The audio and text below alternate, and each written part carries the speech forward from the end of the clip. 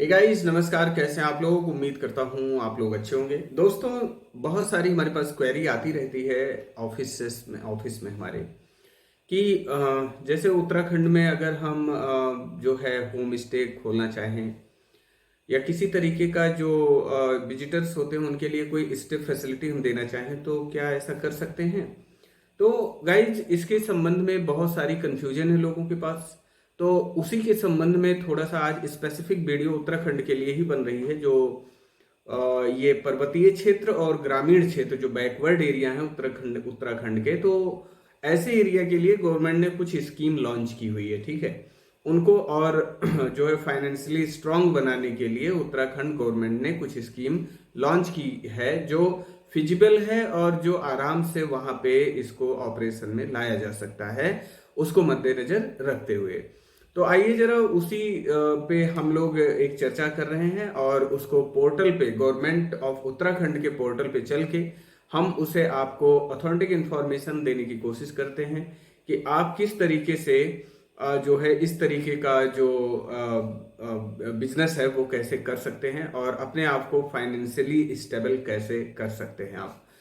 तो गाइज, एक चीज और मैं बता दूं यहाँ पे, जो उत्तराखंड गवर्नमेंट है वो जो है पर्वतीय क्षेत्र, स्पेशली जो बैकवर्ड एरिया है, विलेजेस हैं, गांव हैं पहाड़ों में, ठीक है, तो उनके लिए ये स्कीम बेसिकली इशू किया हुआ है। ज़्यादातर उन एरिया को कवर किया गया है जो नगर निगम क्षेत्र से बाहर हैं, उन्हीं एरिया को कवर किया गया है।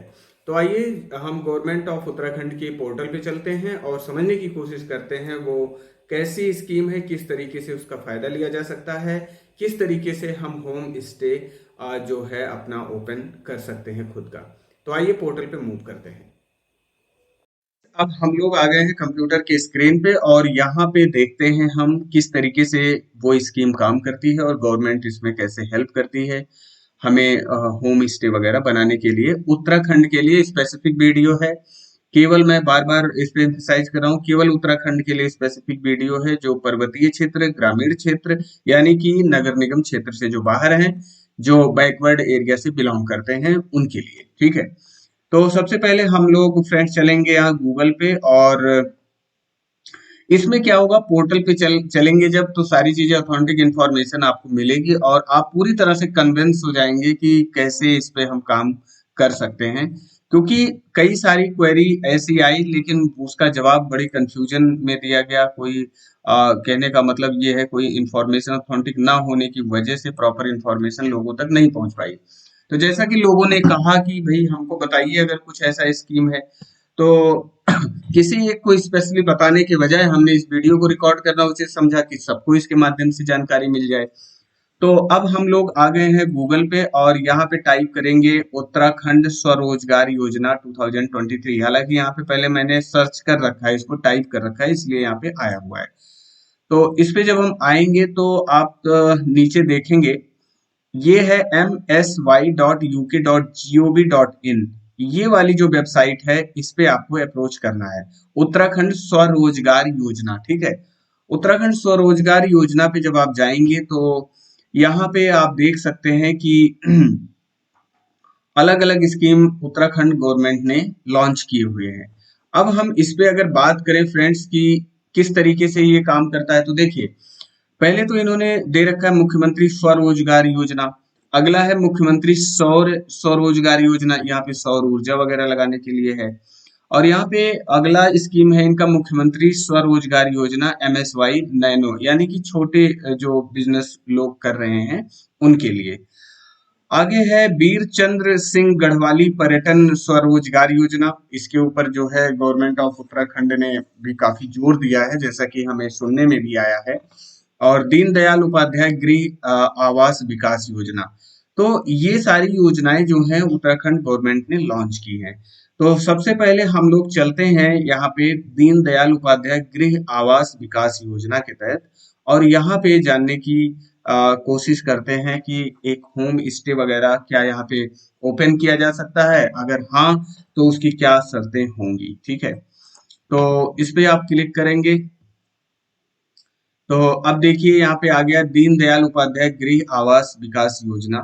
जहां पे आपको ये बताया गया है कि उत्तराखंड की यात्रा में आने वाले देसी विदेशी पर्यटकों को अभूतपूर्व अनुभव प्रदान करने के लिए ही स्थानीय लोगों की खुशहाली के लिए उत्तराखंड सरकार द्वारा दीनदयाल उपाध्याय होम स्टे, बहुत केयरफुली, होम स्टे शुरू की गई है। अब आप अपने घर का पर्यटकों के विश्राम स्थल के रूप में उपयोग कर अपनी आर्थिक स्थिति को बेहतर कर सकते हैं। थोड़ी सी वीडियो बेशक लंबी हो सकती है, लेकिन मैं पूरी जानकारी आपको देना चाहता हूँ। यहाँ पे बोला गया है कि आप अपने घर का इस्तेमाल, यानी कि आपका घर जो है अगर वो स्पेयर कैपेसिटी में है, ज्यादा स्पेस है, तो उसको आप जो है होम स्टे के रूप में उसको कन्वर्ट कर सकते हैं उस पार्ट को, और वहां पे जो देसी विदेशी पर्यटक जो आते हैं उनको होम स्टे की फैसिलिटी आप दे सकते हैं, और इससे आप जो है आर्थिक रूप से मजबूत भी होंगे। ठीक है, तो उसके संबंध में आगे बात करते हैं। उद्देश्य क्या है इसका? इस स्कीम का उद्देश्य है कि स्पेशली उत्तराखंड गवर्नमेंट चाहती है कि प्रदेश में निरंतर हो रहे पलायन को रोकने, रोजगार प्रदान करने। पलायन का मतलब यहाँ पे ये है कि लोग उत्तराखंड के गांव को छोड़ के बाहर बसने लगते हैं। कारण है एम्प्लॉयमेंट वहां पे ना होना, किसी तरीके की जो है वहां पे जो रोजगार की फैसिलिटी है वो ना होना, इस वजह से। और रोजगार प्रदान करने, स्थानीय संस्कृति व उत्पादों से परिचित कराने के उद्देश्य से दीनदयाल उपाध्याय गृह आवास होम स्टे विकास योजना वर्ष 2018 में प्रारंभ की गई है। ठीक है, ये 2018 से ये स्कीम है। बस एक यहाँ पे अवेयरनेस वाली बात है कि अगर आप अवेयर हैं तो जान रहे होंगे, और अवेयर नहीं है तो आपको इस वीडियो के माध्यम से जानकारी मिल जाएगी। ओके, तो यहाँ पे कुल मिला के पलायन को रोकना है, यानी कि जो लोग ऐसे क्षेत्र में हैं उत्तराखंड के गांव में, आउटसाइड में, ठीक है, रिमोट एरिया में, तो वो पलायन ना करें, उनके लिए गवर्नमेंट ने ये सुविधा दी हुई है। आगे कार्य योजना में क्या क्या यहाँ पे शामिल किया गया है? तो होम स्टे घर का नवीनीकरण करने के लिए पात्र आवेदकों को बैंक से ऋण दिए जाने की दशा में राजकीय सहायता भी प्रदान की जाएगी। यानी कि बैंक से आपको लोन भी मिलेगा ऐसा ऐसा काम करने के लिए, और वहां से आपको सब्सिडी भी दी जाएगी। आगे कह रहे हैं होम स्टे से प्राप्त आय पर प्रथम 3 वर्षों तक SGST की धनराशि की भरपाई विभाग द्वारा की जाएगी। दोस्तों, ये बड़ा टेक्निकल पार्ट है और इसको मैं बताना चाहता हूँ कि अगर आप इस स्कीम के तहत होम स्टे में अपना बिजनेस करते हैं, ठीक है, जो एरिया नगर निगम क्षेत्र से बाहर है, वहां पे आप होम स्टे की फैसिलिटी जो है डेवलप करते हैं पर्यटकों के लिए, तो वहां से जो आमदनी होगी उस पे जो GST लगेगा स्टेट में, यानी कि दो तरीके से आपकी GST चार्ज की जाएंगी। एक तो CGST और दूसरा SGST। CGST जो सेंट्रल गवर्नमेंट का हिस्सा है, और SGST जो स्टेट गवर्नमेंट का हिस्सा होता है। तो यहाँ पे CGST तो आपको पूरा पेमेंट करना होगा, लेकिन यहाँ SGST के बारे में बोला गया है कि SGST को जो है गवर्नमेंट जो है यहाँ प्रथम 3 वर्षों तक SGST की धनराशि की भरपाई विभाग द्वारा की जाएगी। यहाँ पे कुल मिला के गवर्नमेंट SGST का पेमेंट करेगी। यानी कि अगर हम बात करें GST में, तो 50% GST माफ है। ठीक है, 50% ही GST यहाँ पे माफ किया गया है। तो ये बहुत बड़ी बात है अपने आप में कि 50% GST माफ है, क्योंकि GST का बर्डन बहुत ज्यादा होता है।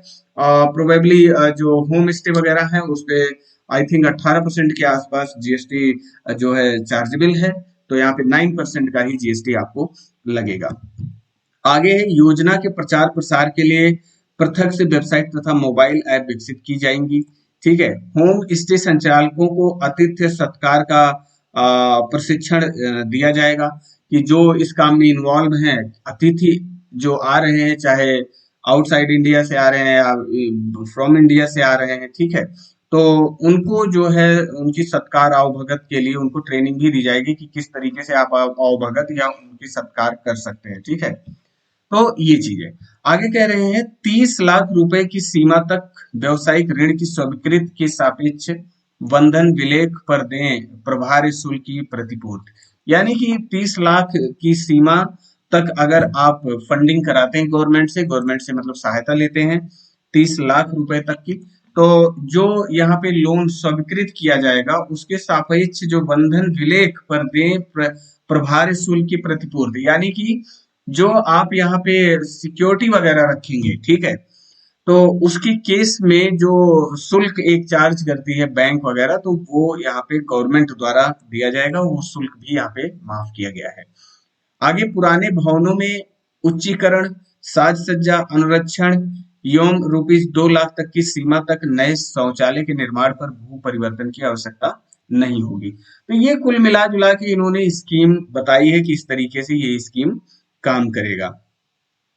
आगे देखते हैं ऋण एवं अनुदान, यानी कि जो आपको सब्सिडी वगैरह दी जाएगी। लागत का 50%, यानी कि कॉस्ट ऑफ प्रोजेक्ट जो होगा उसका 50% या अधिकतम 15 लाख रुपए जो है मूल राज्य सहायता एवं 5 वर्षों हेतु अधिकतम 1.5 लाख प्रति वर्ष की ब्याज राज्य सहायता लाभ होगी। यानी कि यहाँ पे इन्होंने जो है इंटरेस्ट में भी आपको सब्सिडाइज किया हुआ है, इंटरेस्ट की भी यहाँ पे इंटरेस्ट भी आपको गवर्नमेंट कुछ हिस्सा आपका इंटरेस्ट भी पे करेगी, ठीक है। आगे बात करें तो पात्रता की बात करें तो योजना के अंतर्गत उत्तराखंड के मूल या अस्थायी निवासी होने चाहिए। पहली चीज ये है, कोई बाहरी व्यक्ति नहीं होना चाहिए उत्तराखंड का, जो मूल निवासी होगा वही अस्थायी निवासी। जो परिवार सहित भवन में निवास करता हो, मतलब उस घर में जो फैमिली के साथ रहते हो, ठीक है। जिनका भवन नगर निगम की सीमाओं के बाहर है, ये बात हमने पहले बता दिया था कि ये नगर निगम की सीमा से बाहर होना चाहिए। अतिथियों के लिए न्यूनतम 1 तथा अधिकतम 6 कक्षों की व्यवस्था की जा सकती है। यानी कि जो पर्यटक हैं उनके लिए मिनिमम 1 और मैक्सिमम 6 कमरे आप बना सकते हैं होम स्टे के लिए, ठीक है।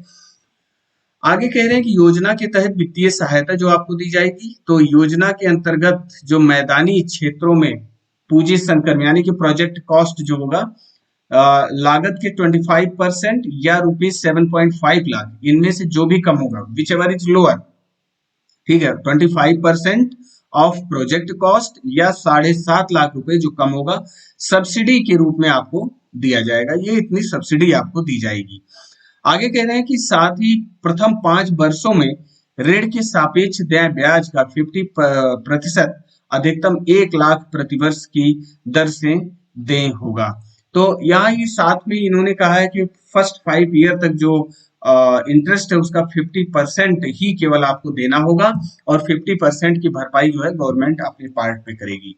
आगे है पर्वतीय क्षेत्रों हेतु, ये तो था मैदानी क्षेत्र जो समतल एरिया थे, लेकिन पर्वतीय क्षेत्र पहाड़ी एरिया अगर है तो जो प्रोजेक्ट कॉस्ट होगा उसका 50% या 15 लाख, इनमें से जो भी कम हो सब्सिडी के रूप में दे होगा। प्रोजेक्ट कॉस्ट का 50% या 15 lakh, which ever is lower, ये सब्सिडी के रूप में दिया जाएगा।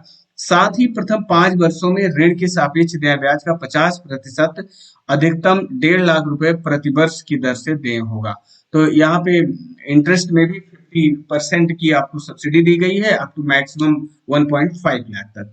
उत्तराखंड शासन द्वारा प्रख्यापित सूक्ष्म लघु एवं मध्यम उद्यम नीति 2015 के अंतर्गत श्रेणी ए बी सी एवं सी ए बी एवं सी को इस योजना हेतु पर्वतीय क्षेत्र एवं श्रेणी बी को मैदानी क्षेत्र माना जाएगा। अब ये जो श्रेणी है ये गवर्नमेंट ने अपने क्राइटेरिया के हिसाब से डिसाइड किया है, ये थोड़ा सा आपको जानकारी लेनी पड़ेगी कि आपका एरिया कैसा है।